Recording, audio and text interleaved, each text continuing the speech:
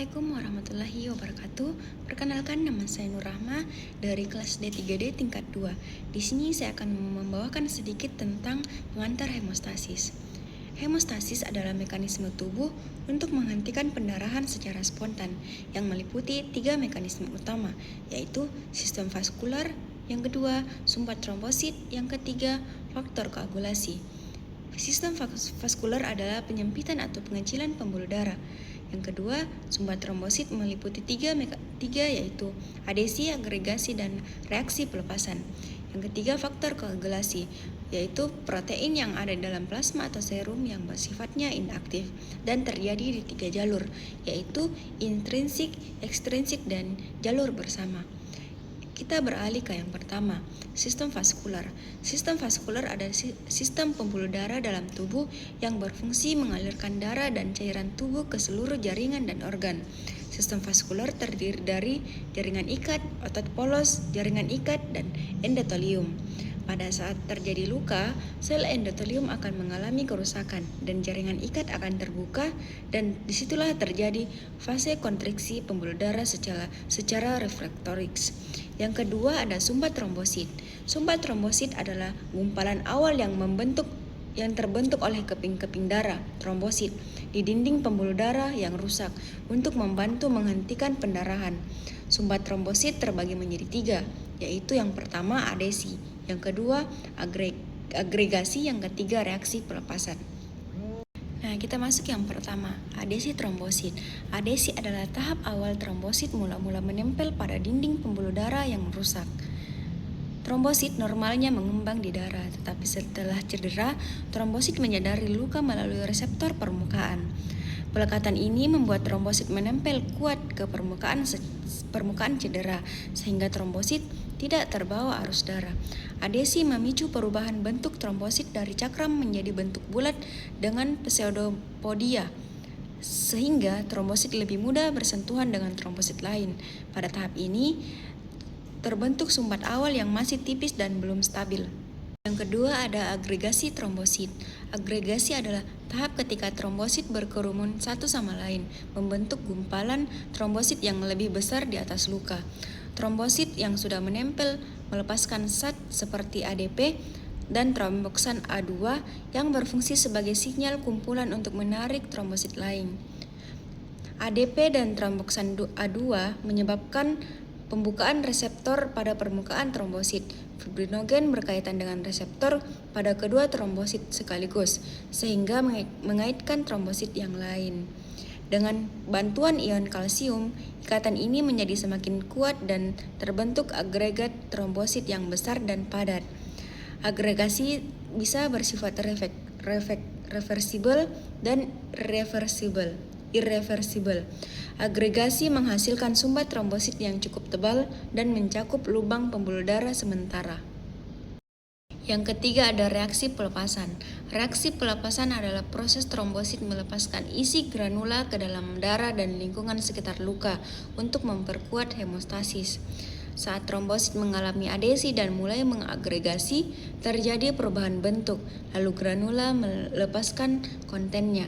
Saat yang terlepaskan antara lain yang pertama ADP, itu memperkuat agregasi trombosit. Yang kedua ATP, membantu jalur sinyal sel. Yang ketiga serotonin, memperkuat pembuluh darah sehingga mengurangi aliran darah ke luka. Yang keempat ada tromboksan A2, yaitu vasokontraksi sekaligus memperkuat agregasi.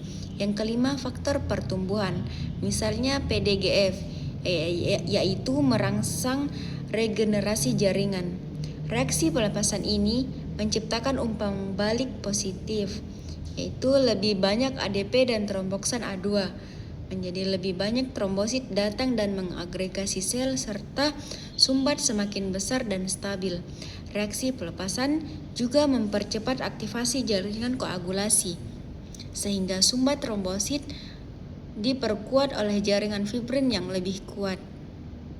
Yang ketiga ada faktor koagulasi. Faktor koagulasi adalah protein yang terdapat dalam serum atau plasma yang berperan dalam proses pembukaan darah untuk menghentikan peredaran darah saat terjadi luka. Faktor koagulasi terjadi di 3 jalur, yaitu intrinsik, ekstrinsik, dan jalur bersama. Ketiganya bertahap dan saling berhubungan sehingga akhirnya membentuk bekuan fibrin yang kuat. Adapun jalur-jalurnya, yang pertama jalur intrinsik. Jalur ini dimulai dari peredaran darah itu sendiri yang dipicu oleh kerusakan dinding pembuluh darah dan kontak dengan permukaan yang tidak normal. Faktor-faktor yang terlibat yang pertama itu adalah faktor 12 menjadi faktor 12A, prekallikrein HMWK faktor 11 menjadi faktor 11A, faktor 9 menjadi faktor 9A, faktor 8 menjadi faktor 8A, dan akhirnya faktor 10 menjadi faktor 10A. Mekanismenya yaitu faktor 12 diaktifkan oleh kontak lalu mengaktifkan faktor 11 menjadi faktor 11A yang kemudian mengaktifkan faktor 9. Faktor 9A bersama faktor 8A ion kalsium dan fosfolipid mempercepat aktivasi faktor 10 menjadi faktor 10A. Sifat jalurnya yaitu lebih panjang dan lambat tetapi penting untuk memperkuat dan memperluas koagulasi. Yang kedua itu ada secara klinis lebih relevan untuk kondisi trombosit di pembuluh darah tanpa kerusakan jaringan parah. Yang kedua ada jalur ekstrinsik. Jalur ekstrinsik ini dimulai dari luar pembuluh darah yaitu faktor jaringan yang keluar saat jaringan di sekitar pembuluh darah itu rusak. Faktor utamanya itu faktor 3, faktor 7 menjadi faktor 7A, faktor 10 menjadi faktor 10A. Mekanismenya yaitu yang pertama, ketika jaringan cedera, faktor jaringan diekspresikan dan bercampur dengan faktor 7 dalam darah. Yang kedua, kompleks faktor 7 mengaktifkan faktor 10 menjadi 10A secara cepat. Yang ketiga itu 10A, faktor 10A langsung memasuki jalur bersama untuk mengubah protobrin menjadi trombin. Yang selanjutnya itu ada sifat jalur lebih pendek dan jauh lebih cepat dari jalur intrinsik yang sebelumnya.